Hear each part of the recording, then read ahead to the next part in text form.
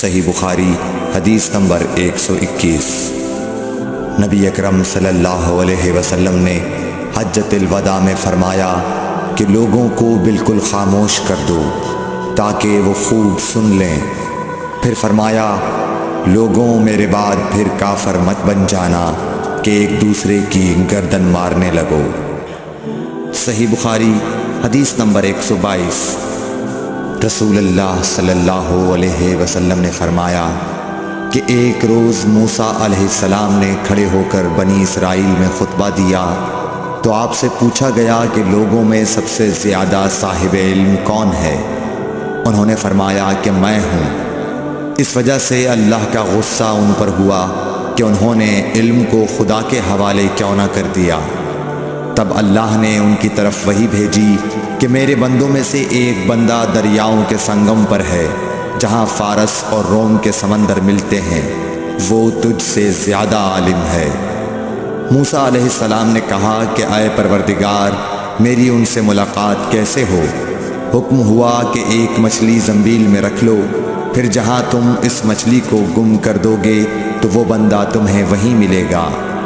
تب موسیٰ علیہ السلام چلے اور ساتھ اپنے خادم یوشع بن نون کو لے لیا اور انہوں نے زنبیل میں مچھلی رکھ لی۔ جب ایک پتھر کے پاس پہنچے دونوں اپنے سر اس پر رکھ کر سو گئے اور مچھلی زنبیل سے نکل کر دریا میں اپنی راہ بناتی چلی گئی۔ اور یہ بات موسیٰ علیہ السلام اور ان کے ساتھی کے لیے بے حد تعجب کی تھی۔ پھر دونوں باقی رات اور دن میں جتنا وقت باقی تھا چلتے رہے۔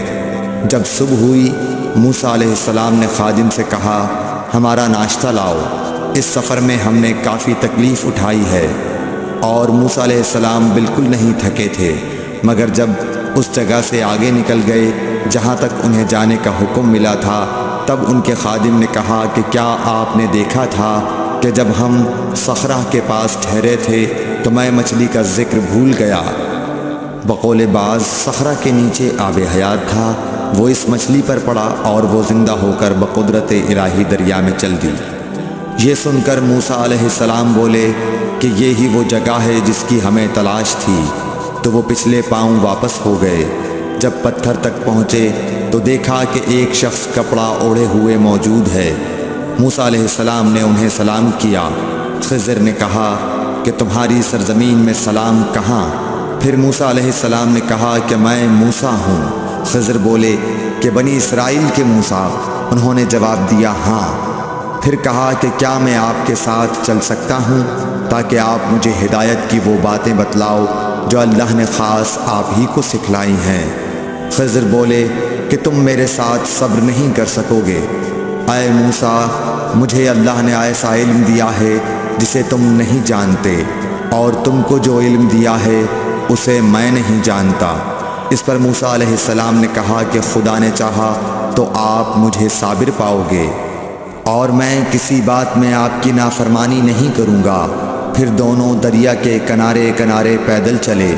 ان کے پاس کوئی کشتی نہ تھی کہ ایک کشتی ان کے سامنے سے گزری تو کشتی والوں سے انہوں نے کہا کہ ہمیں بٹھا لو۔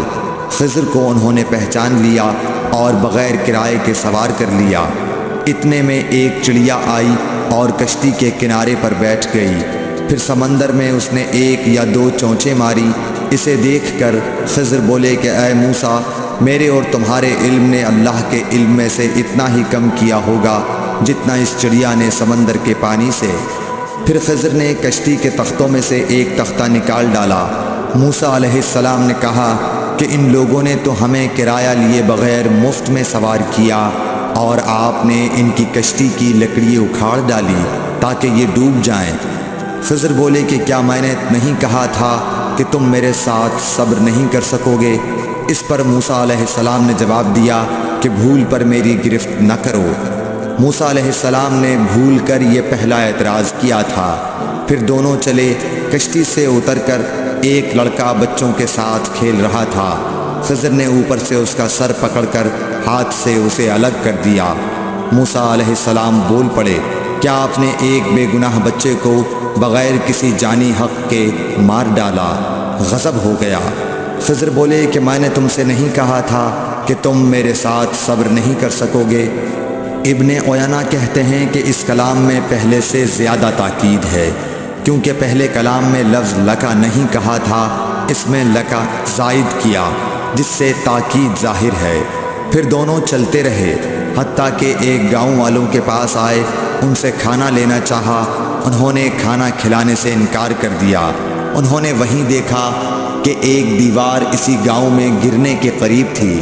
خضر نے اپنے ہاتھ کے اشارے سے اسے سیدھا کر دیا۔ موسیٰ علیہ السلام بول اٹھے کہ اگر آپ چاہتے تو گاؤں والوں سے اس کام کی مزدوری لے سکتے تھے۔ خضر نے کہا کہ بس اب ہم اور تم میں جدائی کا وقت آ گیا ہے۔ جناب محبوب کبریا رسول اللہ صلی اللہ علیہ وسلم فرماتے ہیں کہ اللہ موسیٰ علیہ السلام پر رحم کرے۔ ہماری تمنا تھی کہ موسیٰ علیہ السلام کچھ دیر اور صبر کرتے تو مزید واقعات ان دونوں کے بیان کیے جاتے اور ہمارے سامنے روشنی میں آتے، مگر حضرت موسیٰ علیہ السلام کی عجلت نے اس علم لدنی کے سلسلے کو جلد ہی منقطع کرا دیا۔ صحیح بخاری حدیث نمبر 123۔ ایک شخص رسول اللہ صلی اللہ علیہ وسلم کی خدمت اقدس میں حاضر ہوا اور اس نے عرض کیا، یا رسول اللہ کی راہ میں لڑائی کی کیا صورت ہے؟ کیونکہ ہم میں سے کوئی غصے کی وجہ سے اور کوئی غیرت کی وجہ سے جنگ کرتا ہے۔ تو آپ صلی اللہ علیہ وسلم نے اس کی طرف سر اٹھایا، اور سر اس لیے اٹھایا کہ پوچھنے والا کھڑا ہوا تھا۔ پھر آپ صلی اللہ علیہ وسلم نے فرمایا، جو اللہ کے کلمے کو سر بلند کرنے کے لیے لڑے وہ اللہ کی راہ میں لڑتا ہے۔ صحیح بخاری حدیث نمبر 124۔ رسول اللہ صلی اللہ علیہ وآلہ وسلم سے رمی کے وقت پوچھا جا رہا تھا تو ایک شخص نے عرض کیا، یا رسول اللہ میں نے رمی سے قبل قربانی کر لی۔ آپ صلی اللہ علیہ وسلم نے فرمایا، اب رمی کر لو، کچھ حرج نہیں ہوا۔ دوسرے نے کہا، یا رسول اللہ میں نے قربانی سے پہلے سر مڈا لیا۔ آپ صلی اللہ علیہ وسلم نے فرمایا، اب قربانی کر لو، کچھ حرج نہیں۔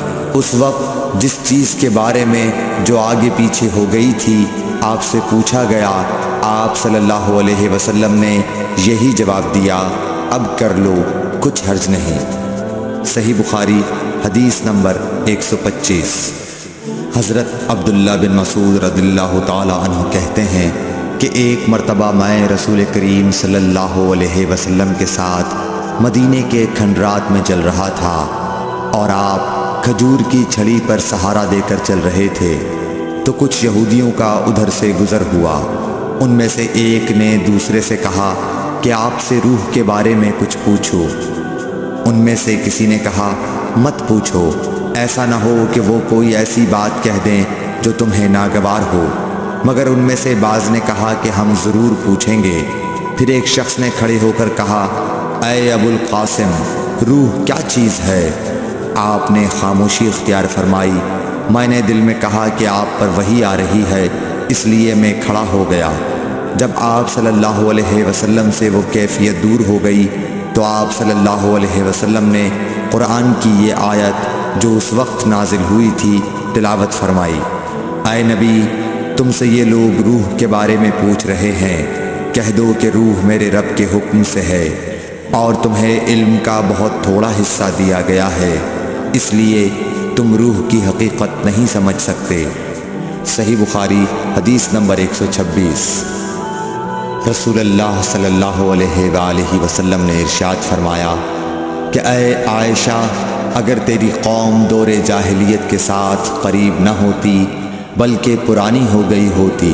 ابن زبیر نے کہا، یعنی زمانہ کفر کے ساتھ قریب نہ ہوتی، تو میں کعبے کو توڑ دیتا اور اس کے لیے 2 دروازے بنا دیتا، ایک دروازے سے لوگ داخل ہوتے اور دوسرے دروازے سے باہر نکلتے۔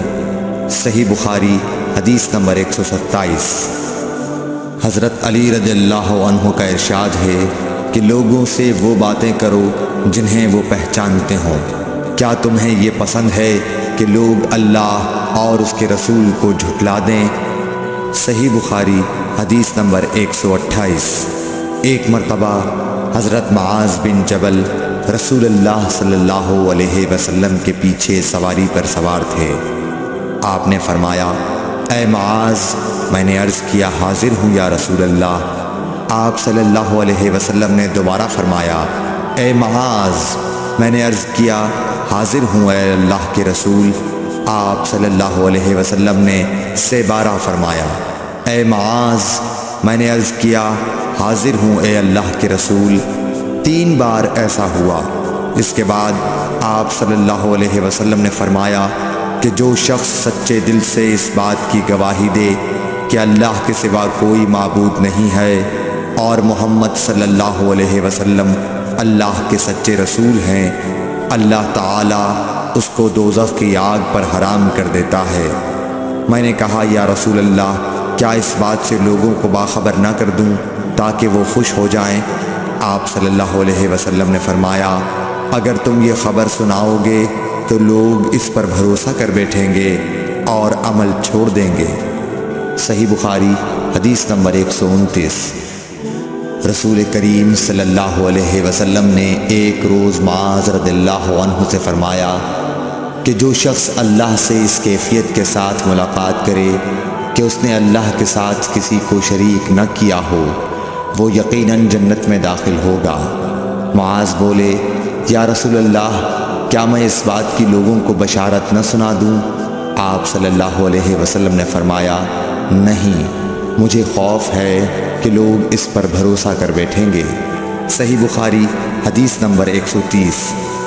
ام سلیم نامی ایک عورت رسول کریم صلی اللہ علیہ وسلم کی خدمت اقدس میں حاضر ہوئیں اور عرض کیا کہ یا رسول اللہ تعالی حق بات بیان کرنے سے نہیں شرماتا، اس لیے میں پوچھتی ہوں کہ کیا احتلام سے عورت پر بھی غسل ضروری ہے؟